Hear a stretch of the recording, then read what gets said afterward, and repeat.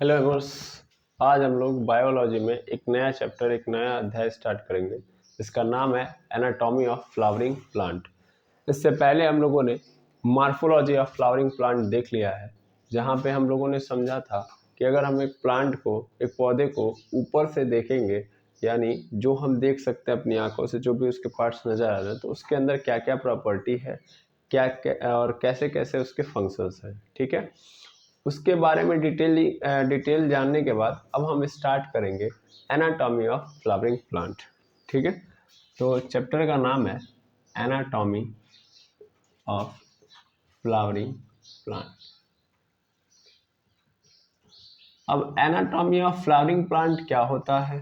हिंदी में इसका नाम है पुष्पीय पादपों की शारीरिकी।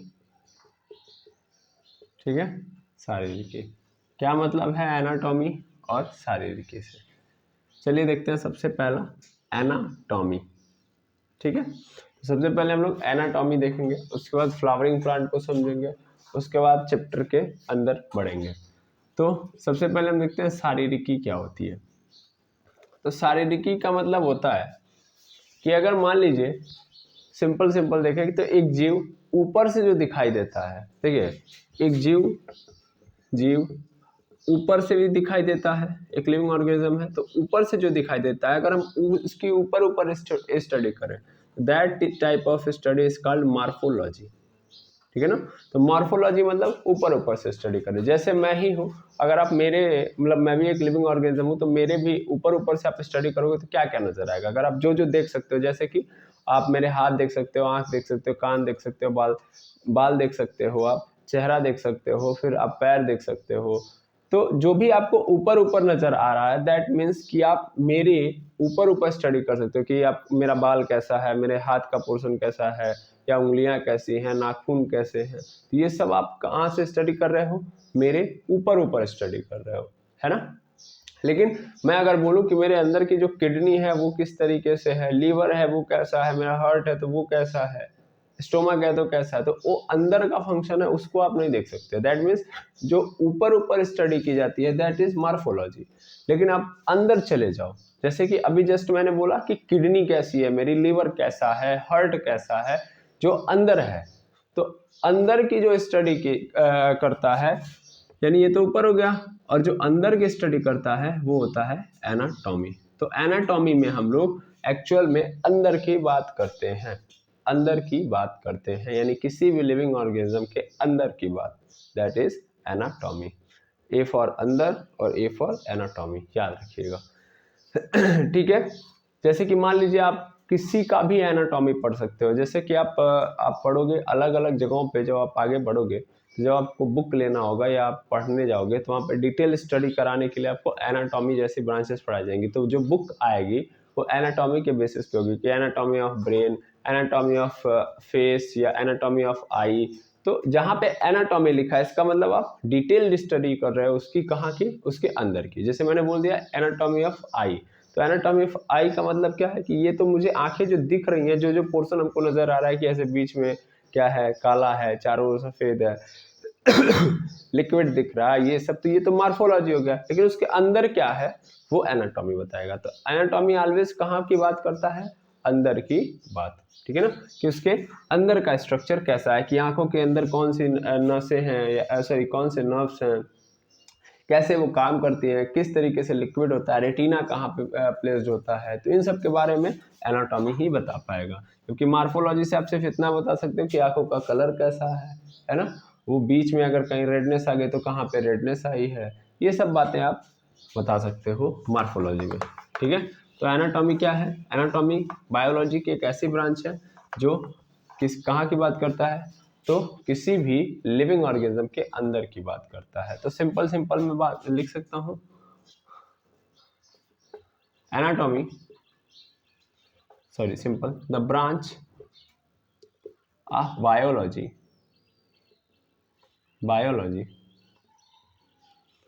which deals the inside inside information, और मैं ऐसे बोल सकता हूँ internal information deals with the internal information of living organism is called anatomy. तो एनाटॉमी क्या है भैया, जो किससे डील करती है, internal information of living organism. Hindi में उस चीज़ को आप लिख सकते हो कि एक ऐसी शाखा बायोलॉजी की, जीव विज्ञान की, जो हमें कहाँ पे आंतरिक जानकारी देती है किसी भी जीव की। तो किसी भी जीव की आंतरिक जानकारी देने वाले, आंतरिक संरचनाओं के बारे में बताने वाले ब्रांच को, शाखा को हम लोग क्या बोलते हैं, शारीरिकी बोलते हैं। ठीक है ना। तो सिंपल मैं हिंदी के लिए एक ही लिखूंगा, अंदर की जानकारी, कि अंदर की संरचना कैसी है, लीवर है तो किस तरीके से है, हार्ट है तो उसका फंक्शन स्ट्रक्चर कैसा है, कौन से सेल से मिलके बना है, कौन से टिश्यू से मिलके बना है, इन सब बातों को कहाँ पे हम देखते हैं, एनाटॉमी में देखते हैं। जबकि मार्फोलॉजी में हम लोग ऊपर बात करते हैं। तो आई होप ये बात समझ में आ गई होगी कि एनाटॉमी क्या है। ठीक है। अब हम देखते हैं कि सर इसके बाद एनाटॉमी तो समझ लिया, अभी फ्लावरिंग प्लांट क्या होता है भाई, इसको भी हम लोग पढ़ के आ रहे हैं। तो फ्लावरिंग प्लांट क्या होता है इसको हिंदी में क्या बोलते हैं, पुष्पीय पादप। तो ये क्या होता है, पुष्पीय पादप की बात करोगे तो इसको नॉर्मली टेक्निकल टर्म क्या दिया गया है, एंजियोस्पर्म। हिंदी और इंग्लिश दोनों में इसको क्या बोलते हैं, एंजियोस्पर्म। ठीक है। आप प्लांट की कई सारी कैटेगरीज देखे होंगे, उस कैटेगरी में जो सबसे लास्ट वाली कैटेगरी थी वो क्या थी, एंजियोस्पर्म थी। और एंजियोस्पर्म की प्रॉपर्टी क्या होती है कि इसके पास क्या होते हैं, फ्लावर, यानी ये हमें क्या देता है, फ्लावर देता है। बाकी सब नहीं देते हैं, लेकिन एक ऐसा प्लांट जो फ्लावर देता हो, यानी जिसके पास क्या हो, फ्लावर यानी फूल हो, तो अगर उसके पास फूल है तो ऐसे प्लांट को हम लोग क्या बोलेंगे, एंजियोस्पर्म बोलेंगे। हमारे आसपास यानी हम जहाँ पे रहते हैं वहाँ के आसपास जहाँ भी देखेंगे हम लोग, तो लगभग हमको 99% ऐसे प्लांट मिलेंगे, 99% ऐसे प्लांट बनेंगे जो एंजियोस्पर्म होंगे। यानी हमारे आसपास के जितने भी प्लांट हैं वो लगभग क्या है, एंजियोस्पर्म ही है। बहुत कम ही आपको क्या मिलेंगे, आपको अदर प्लांट्स मिलेंगे जिसके अंदर फूल नहीं पाया जाता है। ऐसा नहीं है कि बिल्कुल नहीं पाया जाएगा, पाया जाएगा, लेकिन आप जितना देखेंगे उसमें मैक्सिमम एंजियोस्पर्म की ही संख्या होगी। ठीक है। तो सिंपल फ्लावरिंग प्लांट मतलब जिस प्लांट के पास फ्लावर हो। नाम में भी समझ में आ रहा है कि पुष्पीय पादप, ऐसा पादप जिसके पास क्या हो, पुष्प हो, और इसका मतलब वहाँ की बात कर रहा है एंजियोस्पर्म की। ठीक है। अगर आप एंजियोस्पर्म की भी बात करो तो एंजियोस्पर्म दो कैटेगरी के अंदर आता है आपका। अगर इसकी भी बात करोगे आप तो दो कैटेगरी होती है इसकी भी। पहला होता है मोनोकोटिलेडनस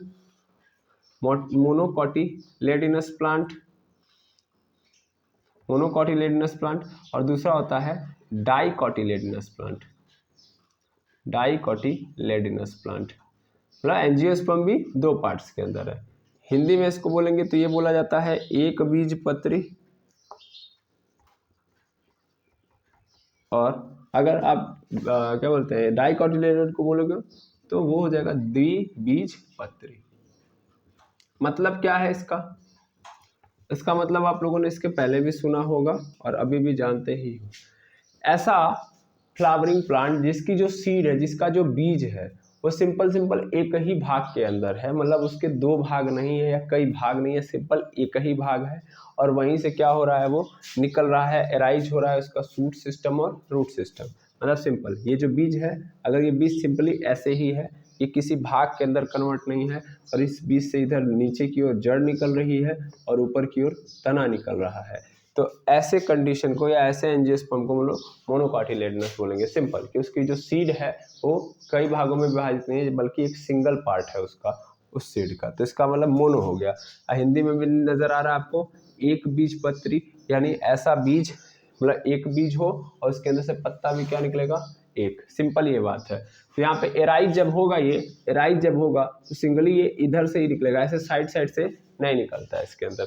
मतलब जो फ्लावर्स बनते हैं वो साइड में नहीं बनेंगे, आपको नजर आएगा सीधे एक ही फ्लावर ऊपर के मोनोकोटिलेडन में। जैसे आप इसका एग्जांपल ले सकते हो, गेहूं हो गया, चावल हो गया, ये सब किसके अंदर आते हैं, मोनोकोटिलेडन के अंदर आते हैं। जबकि डाइकोटिलेडन की अगर मैं बात करूं तो डाइकोटिलेडन के अंदर आपका आता है चना और मटर। और भी बहुत आते हैं, मतलब इतना मैंने वैसे ही नॉर्मल एग्जांपल के लिए दिया है। तो चना और मटर और डाइकोटिलेडन का मतलब क्या है कि जो बीज होगा वो आपका वो 2 पार्ट्स के अंदर डिवाइडेड होगा, यानी ये जो सीड होगा वो 2 भागों में होगा। जैसे आप चने को देखते हैं तो चना क्या एक प्रकार से अपने आप में बीज ही है, और आप देखोगे तो वो कितने पार्ट्स में डिवाइड नजर आता है, 2 पार्ट्स में, यानी आप चाहोगे उसके बीज को तो 2 पार्ट्स में डिवाइड कर सकते हो। तो ऐसे एंजियोस्पर्म को हम लोग डाइकोटिलेडनस प्लांट कहते हैं। ठीक है, इसमें इधर से भी राइज होगा और इधर से भी, तो डबल डबल राइज होंगे। ठीक है ना, आई होप समझ में आ रहा होगा। मोनोकोटिलेडन और डाइकोटिलेडन इससे पहले भी आप लोगों ने पढ़ा हुआ है। इसमें द्विबीजपत्री होता है, यानी इसकी जो बीज होती है 2 भागों में डिवाइडेड होती है, 2 पत्ते यहाँ से नजर आएंगे निकलते हुए। ठीक है, आप यहाँ पे ये कॉन्सेप्ट पहले भी पढ़ चुके हो, तो अगर कोई कंफ्यूजन होगा तो पिछले वीडियो में जाके आप देख सकते हो।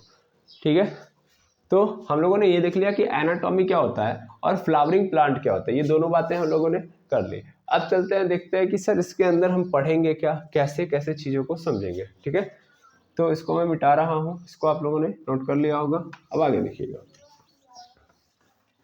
तो इस चैप्टर के अंदर हमको पढ़ना क्या भैया, तो पूरे फ्लावरिंग प्लांट, यानी जितना भी एंजियोस्पर्म आप देख रहे हो, जो एंजियोस्पर्म यानी आपके चारों जो भी प्लांट ऐसे हैं जो फूल दे रहे हैं, तो उन फूलों के अंदर के स्ट्रक्चर के बारे में पढ़ना है।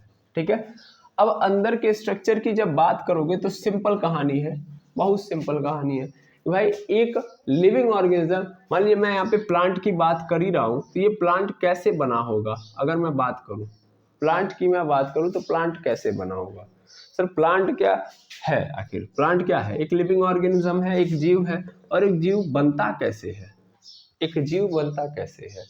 सर वो बनता है ऐसे कि अगर आएगा सबसे पहले सेल, सेल मिलेगा तो फिर बनाएगा वो टिश्यू, और टिश्यू मिलेगा तो फिर बनाएगा ऑर्गन, और ऑर्गन मिलके बनाएगा फिर ऑर्गन सिस्टम, और ऑर्गन सिस्टम मिलके बनाता है हमारे पास जीव। तो जीव का निर्माण इस तरह होता है। सर हम बेसिक फंक्शन पढ़े हैं कि सेल, सेल यानी कोशिका, कोशिका मिलेगी तो फिर बनाएगी उत्तक, और उत्तक मिलेगा तो फिर बनाएगा ऑर्गन यानी अंग, और फिर इसके साथ साथ क्या मिलेगा, अंग तंत्र। ठीक है, अब समझिएगा ध्यान से, इस तरीके से एक जीव का निर्माण होता है। लेकिन यह जो जीव बना है वह ऐसे जीव को हम लोग बहुकोशिकीय जीव बोलते हैं। कौन सा जीव, बहुकोशिकीय जीव, मतलब ये क्या है, मल्टी सेलुलर ऑर्गेनिज्म है। ठीक है, जिसके अंदर आप ये संरचना देखते हो कि सेल से टिश्यू मिलेगा, टिश्यू से फिर ऑर्गन बनेगा, और ऑर्गन से ऑर्गन सिस्टम, तो ऐसे को हम लोग मल्टी सेलुलर ऑर्गेनिज्म बोलते हैं। ठीक है, मल्टी सेलुलर ऑर्गेनिज्म मतलब सर भाई देखो, ऐसा जरूरी नहीं कि हर जीव की संरचना ऐसी ही हो। जीव 2 प्रकार के होते हैं, एक होता है एक कोशिकीय और एक होता है बहुकोशिकीय। बहुकोशिकीय, तो इसको समझिएगा, एक कोशिकीय यानी यूनिसेलुलर,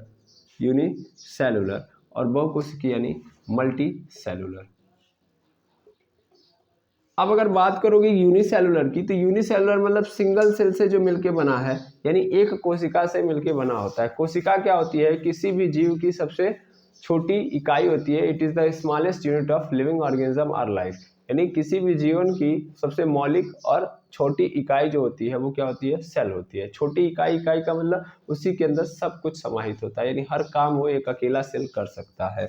तो अगर मान लीजिए एक ऐसा जीव है जिसमें जितना भी काम है वो सिंगली एक ही सेल के द्वारा हो रहा है, मतलब मान लीजिए खाने का काम हो रहा है, पीने का काम हो रहा है, सांस लेने का काम हो रहा है, सब कुछ काम का मतलब उत्सर्जन का काम हो रहा है, तो जितना भी काम है वो अकेले एक ही सेल के द्वारा हो जा रहा है, कोई दूसरा सेल नहीं इन्वॉल्व है। तो ऐसे जीव को, यानी ऐसे सेल से बने हुए जीव को हम लोग एक कोशिकीय जीव कहेंगे। इसके अंदर कौन कौन से आते हैं, बैक्टीरिया हो गया आपका, और फिर मतलब बैक्टीरिया, आप स्पेशली बैक्टीरिया याद रखिए, क्योंकि बैक्टीरिया एक ऐसा जीव है जो क्या होता है, एक कोशिकीय होता है। ऐसा नहीं कि बहुत सारे और भी है जो नहीं क्या बोलते हैं, बैक्टीरिया के अलावा होते हैं। जैसे ईस्ट हो गया, ईस्ट क्या है आपका, तो वो भी एक प्रकार से बैक्टीरिया की तरह ही है, क्योंकि उसके अंदर भी क्या होता है, सिंगल सेल होता है, और सिंगल सेल के अंदर ही सब काम हो जाता है, यानी खाना खाने का भी, पानी पीने का भी, और उत्सर्जन का भी। तो हर काम एक ही सेल के अंदर होता है। ठीक है, जबकि बहुकोशिकीय जीवों की अगर मैं बात करूं, मल्टी सेलुलर ऑर्गेनिज्म की मैं बात करूं, तो मल्टी सेलुलर ऑर्गेनिज्म जो होते हैं उनके अंदर श्रम का विभाजन होता है।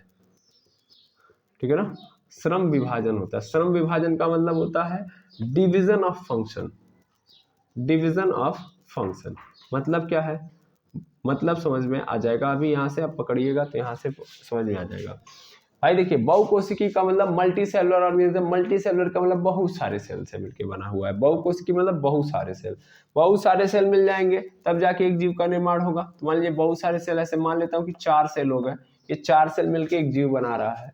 तो 4 नहीं 10 ऐसे मान लो 4 क्यों बोल रहे हैं हम लोग, ऐसे तो बहुत होंगे ऐसे, लेकिन अपने हिसाब से मैंने मान लिया कि 4 सेल है, 10 सेल, 2 2 4 2 6 2 8 2 10 हो गया।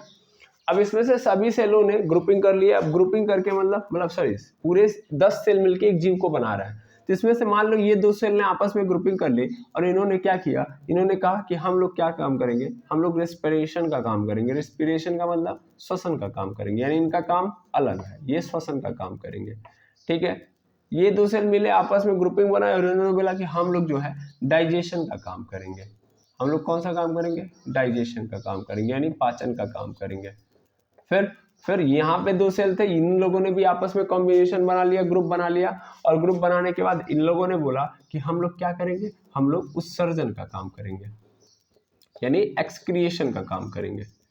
ठीक, ऐसे ही फिर इन 2 सेल क्या बोलते हैं, इन दोनों सेल ने आपस में ग्रुपिंग कर ली और इन दोनों सेल ने आपस में ग्रुपिंग करके ये कहा कि हम लोग क्या करेंगे, हम लोग सिंपली कंट्रोल करने का काम करेंगे। तो कंट्रोल करने का काम करेंगे, तो कंट्रोल का मतलब क्या होता है, सिंपल नर्वस सिस्टम की तरह काम करेंगे, नियंत्रित करने का काम करेंगे पूरे सेल को। यानी जितना भी ये सेल नजर आ रहा है इस जीव के अंदर, इन सेलों को कौन, ये 2 सेल आपस में ग्रुपिंग करके क्या करेंगे, कंट्रोल करेंगे कि ये जो भी काम कर रहे हैं इनके ऊपर नियंत्रण रखेंगे। तो नियंत्रण रखने का काम इन लोगों ने ले लिया।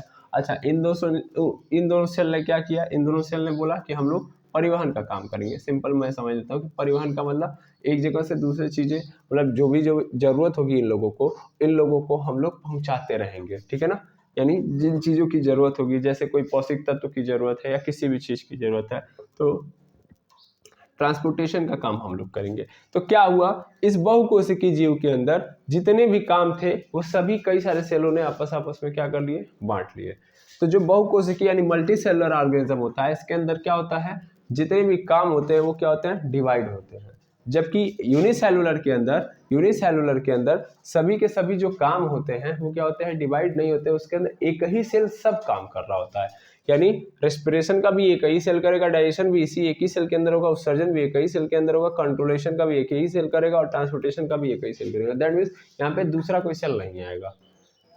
ठीक है, तो ऐसे सेल, ऐसे ऑर्गेनिज्म को जहाँ पे श्रम का विभाजन होता है बहुकोशिकीय जीव कहलाता है। ठीक है, अब एक चीज याद रखिएगा कि जब आपस में सेम टाइप के सेल, यहाँ पे ध्यान दीजिएगा, यहाँ पे सेल ने आपस में क्या की है, ग्रुपिंग की है। तो जब भी सेल ग्रुपिंग बनाता है यानी ग्रुप बनाता है, तो उस ग्रुपिंग की एक डेफिनेट शेप बन जाती है। यानी एक ये पूरे के पूरे सेल जब आपस में एक साथ कंबाइन होंगे, तो कंबाइन होने के बाद इनके पास क्या आ जाएगा, एक स्पेशल क्या बोलते हैं, शेप आ जाएगा। और ये स्पेशल शेप के थ्रू ये क्या कहलाएंगे, तब इनको सेल ना करके तब हम लोग क्या बोलेंगे, टिश्यू। तो टिश्यू का मतलब क्या होता है कि जब कोई सेल आपस में ग्रुपिंग कर ले, उसकी अगर साइज देखोगे तो सेम होगा, शेप देखोगे तो सेम होगा, और फंक्शन भी क्या होगा, एज वेल एज सेम ही होगा। ठीक है, तो अगर ऐसा कोई सेल क्या बोलते हैं, ऐसे सेल आपस में ग्रुपिंग करते हैं, यानी एक समूह बनाते हैं, तो वो किसका निर्माण करते हैं, टिश्यू का। तो टिश्यू का मतलब ही क्या होता है कि सेम साइज के, सेम शेप के जो सेल होते हैं और सेम फंक्शन वाले सेल जब आपस में ग्रुपिंग कर लेंगे तो उसी को हम लोग क्या बोलते हैं, टिश्यू कहते हैं। तो एक्चुअल में हम कभी भी पढ़ते हैं, जैसे कि मान लीजिए हम कभी भी पढ़ेंगे किसी के बारे में, तो हम हमेशा किससे स्टार्ट करेंगे, टिश्यू, क्योंकि हमारे बॉडी के अंदर सेलों ने ग्रुपिंग कर ली है।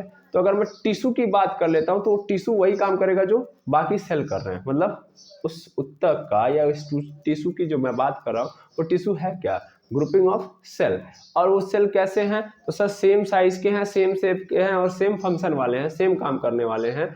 तो इसका मतलब मैं अगर इन पूरे सेल को ऑब्जर्व करूंगा तो एक एक सेल को ऑब्जर्व करने से कोई फायदा नहीं है। उससे बढ़िया मैं सीधा सीधा पूरे टिश्यू को ही ऑब्जर्व करूंगा, उस टिश्यू के बारे में जानकारी लूंगा, ताकि मुझे उसके अंदर के जो सेल हैं वो आसानी से फाइंड आउट हो जाएंगे। भाई जब मैं टिश्यू पढ़ लूंगा तो उसके अंदर के सेल क्या काम कर रहे हैं वो तो हमको पता ही चल जाएगा ना, क्योंकि जो सेल काम करेंगे वही टिश्यू काम करेगा। ठीक है, तो हम किस लेवल पे पढ़ रहे होंगे चीजों को, टिश्यू के लेवल पे पढ़ रहे होंगे। ठीक है, पहली बात। दूसरी बात, अगर मैं इस प्लांट की बात करूं तो भैया प्लांट क्या होता है, क्योंकि मान लीजिए आपने जीवों को डिवाइड किया सर एक कोशिकी बहुकोशिकी के अंदर, और आपने यहाँ पे एक चीज बताई कि देखो ये वाला जो फंक्शन होता है यानी ये वाला जो संरचना होती है, ये वाला जो स्ट्रक्चर होता है वो हर लेवल पे यानी हर जीव के अंदर नहीं होता है। यानी सेल से टिश्यू बनता है, टिश्यू से ऑर्गन बनता है, ऑर्गन से ऑर्गन सिस्टम, और ऑर्गन सिस्टम से फिर जाके जीव का निर्माण होता है। तो ये हर जीवों के अंदर नहीं होता है।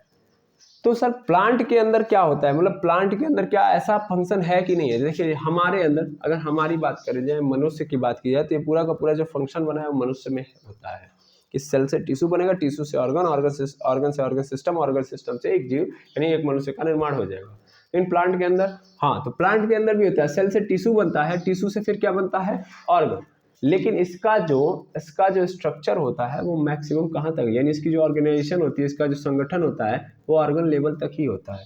यानी इसमें ऑर्गन से ऑर्गन सिस्टम नहीं बन पाता है। आया समझ में? तो इसका मतलब ऑर्गन लेवल पे ही हमारा जो प्लांट बन जाता है, यानी जो जीव बन जाता है वो प्लांट होता है। तो प्लांट के अंदर मैक्सिमम कहाँ तक जाता है, सेल, सेल से टिश्यू, टिश्यू से ऑर्गन, है ना। जैसे आप रिप्रोडक्टिव ऑर्गन देखते हो, है कि नहीं है? रिप्रोडक्टिव ऑर्गन, ऑर्गन कहाँ से है भाई? रिप्रोडक्टिव ऑर्गन जो क्या बोलते हैं, रिप्रोडक्शन का काम करते हैं, है ना। तो यहाँ पे ऑर्गन लेवल तक हमारे प्लांट के अंदर ऑर्गेनाइजेशन है, जबकि हमारे मनुष्यों के अंदर अगर बात करोगे तो ऑर्गन सिस्टम के अंदर, ऑर्गन सिस्टम लेवल पे यानी ऑर्गेनाइजेशन है यहाँ पे, ठीक है ना। तो इस हिसाब किताब से मैं बात करूं तो इसका मतलब ये भी क्या है, मल्टी सेलुलर ऑर्गेनिज्म है ना। और मल्टी सेलुलर ऑर्गेनिज्म है तो इसका मतलब इसके अंदर भी काम का क्या होगा, विभाजन होगा। इसका मतलब इसमें भी सर अलग अलग सेल ने, सॉरी सेम टाइप के सेल ने आपस में ग्रुपिंग करके क्या बनाया होगा, टिश्यू बनाया होगा।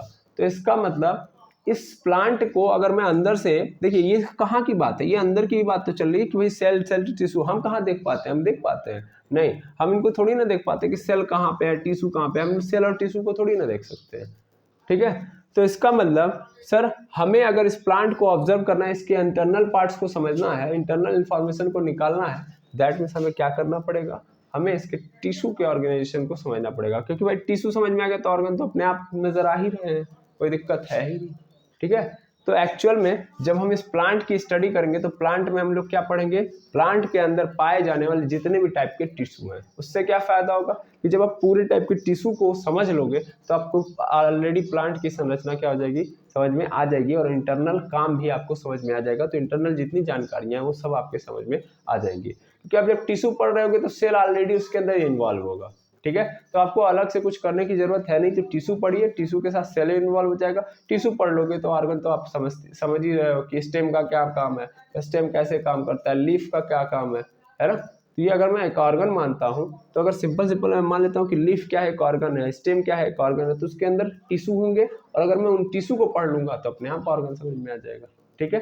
तो हम प्लांट के अंदर क्या पढ़ेंगे, यानी एनाटॉमी ऑफ फ्लावरिंग प्लांट के अंदर पढ़ेंगे हम लोग प्लांट के टिश्यूज के बारे में, यानी प्लांट के इंटरनली पार्ट्स को देखेंगे, और इंटरनली पार्ट्स में हम क्या पढ़ेंगे कि इसका टिश्यू वाला ऑर्गेनाइजेशन कैसा है। तो यानी इस चैप्टर के अंदर हमको टिश्यू पढ़ना है, मेन बात यही है, ओके। तो आई होप ये कहानी समझ में आ गई होगी कि पढ़ना क्या है और क्यों पढ़ना है, ठीक है। क्योंकि इसकी ऑर्गेनाइजेशन ऐसे ही है भाई, सेल से टिश्यू, टिश्यू से ऑर्गन, तो हम सेल और ऑर्गन के बीचों बीच लेके जाएंगे, और बीचों बीच की कड़ी को जब पढ़ेंगे उस तरह हम पढ़ेंगे तो भाई सेल अलग से पढ़ना पड़ेगा, फिर टिश्यू पढ़ना पड़ेगा, फिर ऑर्गन पढ़ना पड़ेगा। उससे बढ़िया हम बीचों बीच का पढ़ेंगे, तो हम बीचों बीच का पढ़ेंगे क्योंकि टिश्यू पढ़ेंगे तो हमको ये पता है कि टिश्यू मिलकर बना है सेल से, और सेल जो काम करेगा वही टिश्यू करेगा। अच्छा, फिर जब हम टिश्यू पढ़ लेंगे तो हमें 100% पता होगा कि ऑर्गन का काम क्या काम है ना। तो इसीलिए हम लोग टिश्यू पढ़ेंगे प्लांट के अंदर के बारे में जानकारी लेने के लिए। ऐसे ही जब हम लोग पढ़ेंगे एनाटॉमी ऑफ एनिमल्स, अगर हम एनिमल्स की एनाटॉमी जब पढ़ेंगे, जानवरों की एनाटॉमी जब पढ़ रहे होंगे, तो वहाँ भी हम एनिमल्स के टिश्यू को पढ़ रहे होंगे। यहाँ पे हम किसके टिश्यू को पढ़ेंगे, प्लांट के टिश्यू को, ठीक है। तो चलिए थोड़ा बहुत हम इसके आगे बढ़ते हैं। यहाँ तक समझ में आ गया होगा, अब आगे देखेंगे हम लोग।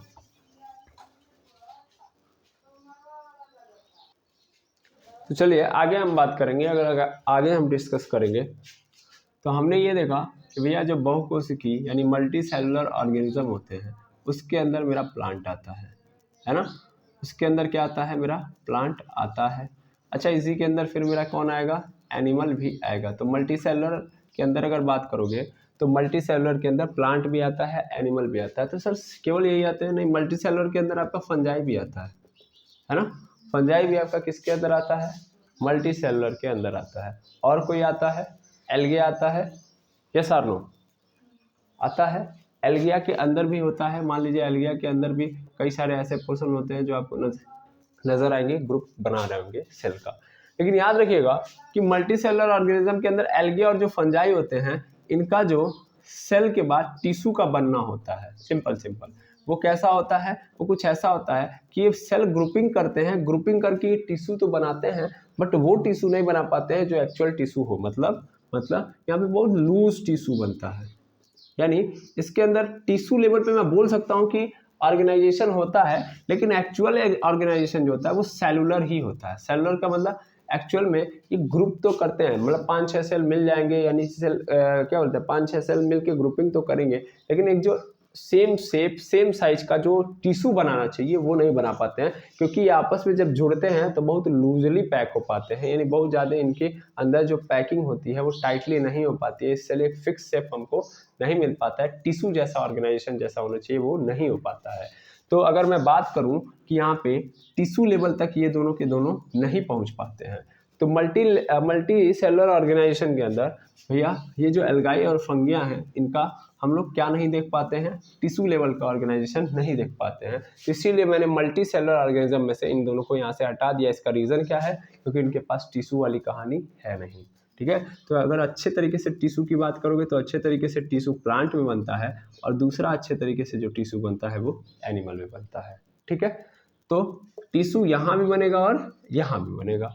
तो अगर मान लो हम टिश्यू के बारे में जानकारी ले रहे हैं कहाँ पे? प्लांट में। तो ऐसे टिश्यू को हम लोग क्या बोलेंगे? Plant tissue. मतलब प्लांट के अंदर जो टिश्यू पाए जाते हैं वो प्लांट टिश्यू कहलाएंगे, और एनिमल के अंदर टिश्यू जो पाए जाएंगे वो एनिमल टिश्यू कहलाएंगे। ठीक है ना, तो एनिमल टिश्यू। अब क्वेश्चन है सर उसको छोड़िए, सबसे पहले ये बताइए टिश्यू क्या होता है? प्लांट टिश्यू एनिमल टिश्यू को तो छोड़िए, तो सबसे पहले टिश्यू देखते हैं क्या होता है। टिश्यू मतलब उत्तक। तो उत्तक क्या होता है? The group of cell which are same shape,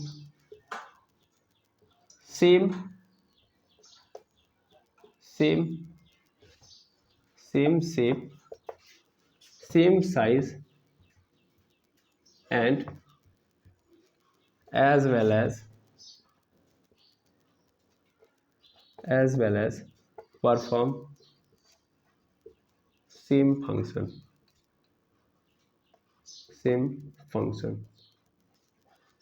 ठीक है, सेम फंक्शन। तो ऐसे ही ग्रुप ऑफ सेल जो क्या है, विच लिखा था, which are same shape same size और as well perform same function. मतलब ऐसे उत्तक मैं यहाँ पे लिख सकता हूँ कि कोशिकाओं का समूह जो समान आकार, समान आकृति तथा एक समान कार्य करता है उत्तक कहलाता है। क्या कहलाता है? यहाँ पे भी लिख सकते हैं स्काल्ड टिश्यू, इज हटाओ टिश्यू डालो, कॉल्ड टिश्यू, यहाँ पे भी सीधे वही लिख दो, उत्तक कहलाता है। ठीक है, तो सिंपल। तो यहाँ पे कोशिकाओं का वह समूह जो समान आकार का हो, समान आकृति का हो और एक समान कार्य करता हो, उत्तक कहलाता है। सेम टू सेम यहाँ पे वही चीज लिख दी गई है कि सेम साइज का होना चाहिए, सेम शेप का होना चाहिए और सेम फंक्शन कर रहा होगा तब। ठीक है, अगर आप इसके इंटरनली देखिए, यही हमारा डेफिनेशन है, बेसिक डेफिनेशन यही पढ़ के हम आते हैं। ठीक है, मतलब हम जो पढ़ते हैं वो ऐसे ही पढ़ते हैं। लेकिन अगर मैं थोड़ी सी और इसके अंदर डिटेल्ड बात करूं तो ऐसा जरूरी नहीं है कि इनकी जो शेप है, साइज है, वो क्या हो, सेम हो। कभी कभी आप देखोगे कि एक ही टिश्यू के अंदर, देखिए ये इंटरनल बात है, मैं मतलब आपको नॉर्मली यही कहना है जब भी टिश्यू के बारे में बताना है, लेकिन नॉर्मली आप देखोगे तो कई सारे ऐसे टिश्यू नजर आएंगे जिनके अंदर जो सेल का ग्रुपिंग किया गया है उसमें कई सारे ऐसे सेल होंगे जो है तो एक ही टिश्यू के अंदर, लेकिन उनकी साइज और शेप क्या होगी, चेंज। लेकिन वो है मिल के ग्रुप ने क्या बनाया हुआ है, एक टिश्यू बनाया हुआ। और टिश्यू का मतलब मुझे अभी जस्ट बताया गया है कि भैया सेम शेप होना चाहिए, सेम साइज होना चाहिए और सेम काम करना चाहिए।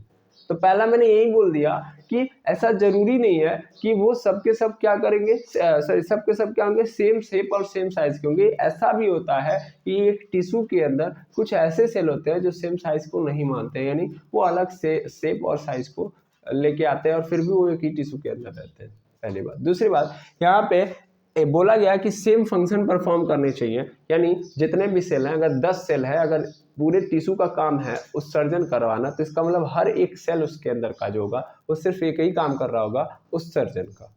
ठीक है, पहली बात। लेकिन कभी कभी क्या होता है कि एक टिश्यू के अंदर जो सेल होते हैं सभी के सभी, मान लीजिए अगर 10 सेल हैं तो 10 में से 9 सेल ऐसा हो सकते हैं या 8 सेल ऐसे हो सकते हैं कि जो उस काम को करवा रहे होंगे, जैसे कि उत्सर्जन का काम है तो करेंगे, लेकिन ऐसे 2 सेल ऐसे मिल जाएंगे आपको जो वो काम नहीं कर रहे होंगे, यानी उत्सर्जन का काम नहीं कर रहे होंगे। सर वो क्या कर रहे होंगे?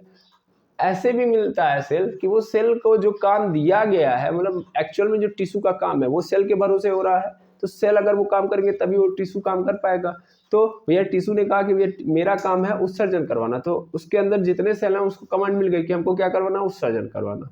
तो 8 सेल क्या कर रहा है, उत्सर्जन करवाना, तो 2 सेल उसमें क्या करेंगे कि उसकी हेल्प करेंगे, यानी उन 8 सेल की क्या करेंगे, हेल्प करेंगे उस काम को करवाने में। यानी वो काम नहीं कर रहे, उत्सर्जन करने का काम नहीं कर रहे, वो हेल्प कर रहे होंगे। तो यहाँ पे जरूरी नहीं है कि एक टिश्यू के अंदर जितने भी सेल हैं वो सब के सब, यानी एक टिश्यू के अंदर जितने भी कोशिकाएं वो सब के सब क्या करें, एक समान काम करें। कुछ सेल हो, मतलब उसके अंदर कुछ सेल कर रहे होंगे और कुछ सेल उसकी हेल्प कर रहे होंगे, यानी वो ये काम नहीं कर रहे होंगे कहने का अर्थ है, लेकिन हाँ उस काम को करवाने में हेल्प कर रहे होंगे। ठीक है, तो देखिए basic introduction, sorry basic definition तो यही है, उसको यही आपको याद भी रखना है, क्योंकि आप जब देखोगे तो मैंने जो केस अभी बताया है वो मे वाला है। मे बी मतलब 50% चांस होता है, नहीं भी होता है, मतलब एकदम ऐसे मे बी का मतलब होता है कि ऐसे होगा नहीं होगा, या इसको मैं हटाऊं तो सिंपल बात ये है कि ये जो डेफिनेशन लिखी गई है वो आपकी 80% ट्रू है, 80% ट्रू है, 20% चांसेस वहां के बन जाएंगे। ठीक है, कि शेप चेंज हो सकता है और फंक्शन सबके एक समान नहीं हो सकते, कुछ लोग मिलके कर रहे होंगे एक समान फंक्शन, लेकिन कुछ लोग उस फंक्शन को नहीं करके बल्कि जो कर रहा है उसकी हेल्प करेंगे। ठीक है, तो आई होप ये समझ में आ गया होगा। और मैंने अभी जस्ट बोला कि भैया जब टिश्यू की बात चल रही है तो भैया मल्टी सेलुलर ऑर्गेनिज्म के अंदर प्लांट और एनिमल आते हैं जिनके पास क्या होता है, टिश्यू। तो अगर मैं प्लांट की टिश्यू को पढ़ता हूँ तो मेरा प्लांट टिश्यू यानी पादपीय उत्तक कहलाएगा, ठीक है ना, पादप उत्तक कहलाएगा। और अगर मेरा एनिमल टिश्यू है तो एनिमल टिश्यू को हम लोग क्या बोलेंगे, जंतु उत्तक। ठीक है ना, तो जंतु उत्तक। अब इनके अंदर क्या है, दोनों के अंदर टिश्यू अलग अलग है, ऐसा नहीं है कि सबके अंदर क्या है, सेम टाइप के टिश्यू पाए जाएंगे, यानी जो टिश्यू प्लांट के अंदर पाया जाएगा वही टिश्यू एनिमल के अंदर पाया जाएगा। तो इसका कारण क्या है, इसका कारण आप सबको पता है, एक प्लांट और एक एनिमल की जो स्ट्रक्चर होते हैं, चाहे बाहर का हो चाहे अंदर का हो, वो कभी सेम नजर नहीं आते हैं, क्योंकि एक एनिमल जैसे दिखता है, उसके पास 2 आंखें हैं, चेहरा है, नाक है, कान है, दांत है, जीभ है, होंठ है, ये सब के सब है कि नहीं है, बाल है। तो क्या ऐसे प्लांट के पास भी है? नहीं, एकदम नहीं। प्लांट का जो स्ट्रक्चर है वो एनिमल के स्ट्रक्चर से बिल्कुल डिफरेंट है। ठीक है ना, और इसके डिफरेंट होने का कारण क्या है भाई, सिंपल एक जीव कैसा दिख रहा है, यानी एक जीव की अगर मैं बात करूं, दिखने की बात करूं कि कैसा दिख रहा है, तो वो कैसा दिख रहा है उसका मतलब कैसा दिख रहा है उसका सीधा उत्तरदायित्व होता है सेल का, कोशिकाओं का। अगर एक क्या बोलते हैं, अगर प्लांट का स्ट्रक्चर से अलग है एज कंपेयर टू एनिमल, तो इसका सीधा अर्थ है कि एनिमल के अंदर जो सेल लगे होंगे वो क्या होंगे, अलग होंगे, और प्लांट के अंदर जो सेल लगे होंगे वो अलग होंगे। तो अगर प्लांट के अंदर जो सेल लगे हैं वो अलग है, तो अगर वो ग्रुपिंग करके जो टिश्यू बनाएंगे, वो एनिमल के अंदर जो ग्रुपिंग करके जो सेल टिश्यू बनाएंगे, तो क्या वो दोनों टिश्यू भी अलग होंगे कि नहीं होंगे? सीधी सीधी बात है, क्योंकि उनके अंदर का जो सेल है वही क्या है, अलग अलग है, क्योंकि वो अलग अलग दिखते हैं। चाहे मार्फोलॉजी ले लो चाहे एनाटॉमी ले लो, हम ऐसा नहीं कह सकते कि वो जीव और ये जीव दोनों के अंदर सेम तरीके से होंगे, सेम तरीके से चीजें नहीं होंगी। हाँ, काम सबका सेम हो सकता है, यानी प्लांट भी क्या करता है, खाना खाता है, पानी पीता है, ग्रोथ करता है, ये सब काम करता है एनिमल भी, लेकिन उनके अंदर का फंक्शन क्या होगा, अलग अलग होगा, ठीक है ना, बिकॉज ऑफ द सेल। भाई सेल क्या होता है, एक तो स्ट्रक्चरल यूनिट होता है, आपको आप लोगों ने पढ़ा है कि एक क्या बोलते हैं, एक जीव का जो स्ट्रक्चर होता है ड्यू टू इट्स सेल, इसके सेल के कारण होता है, ठीक है, और इसका जो फंक्शन होता है एक जीव का वो भी इसके सेल के कारण होता है। तो अगर फंक्शन अलग है, स्ट्रक्चर अलग है, तो सीधी सीधी बात है कि सेल ही अलग होगा। तो अगर जब ग्रिपिंग करेगा तो टिश्यू जो बनाएगा वो भी क्या होगा, अलग होगा। क्लियर है, बिल्कुल। तो इसी कारण हम लोग प्लांट टिश्यू अलग पढ़ते हैं, एनिमल टिश्यू अलग पढ़ते हैं। अब अगर मैं प्लांट टिश्यू की बात करूं तो चलिए देखते हैं हम लोग प्लांट टिश्यू को।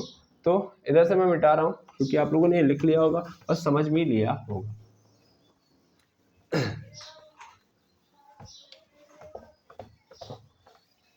अब मैं अगर प्लांट टिश्यू की बात करूं तो प्लांट टिश्यू का जो आप स्ट्रक्चर देखोगे, क्लासिफिकेशन देखोगे, तो प्लांट टिश्यू आपको नजर आएंगे दो टाइप के, यानी पादप उत्तक जो होते हैं वो कितने प्रकार के होते हैं, दो प्रकार के, ठीक है। सबसे पहला जो हमारे पास आता है वो आता है मेरिस्टेमेटिक टिश्यू, और ये आप पहली बार नहीं सुन रहे हो, ये आप मॉर्फोलॉजी या फ्लावरिंग प्लांट के अंदर भी सुन चुके हो। तो मेरिस्टेमेटिक टिश्यू, मेरिस्टेमेटिक टिश्यू। और दूसरे नंबर पे आता है परमानेंट टिश्यू, परमानेंट टिश्यू। अब मेरिस्टेमेटिक टिश्यू और परमानेंट टिश्यू में क्या डिफरेंस है, पहले तो इसका हिंदी समझ लो। इसको बोलते हैं विभज्योतक, ठीक है ना, उत्तक, यानी सिंपल इसी के अंदर उत्तक लग गया है, या इसको बोलते हैं विभाजी उत्तक। सिंपल बोलेंगे तो आप विभाजी उत्तक बोलेंगे अथवा विभज्योतक बोलेंगे। अब परमानेंट टिश्यू का मतलब होता है अस्थाई उत्तक, अस्थाई उत्तक। मेरिस्टेमेटिक टिश्यू आपका जो है वो 3 पार्ट में डिवाइडेड होता है, यानी मेरिस्टेमेटिक टिश्यू भी 3 प्रकार के होते हैं। एक होता है apical meristematic tissue, apical meristematic tissue, ठीक है ना, यानी शीर्ष विभज्योतक, ठीक है। फिर होता है लेटरल मेरिस्टेमेटिक टिश्यू,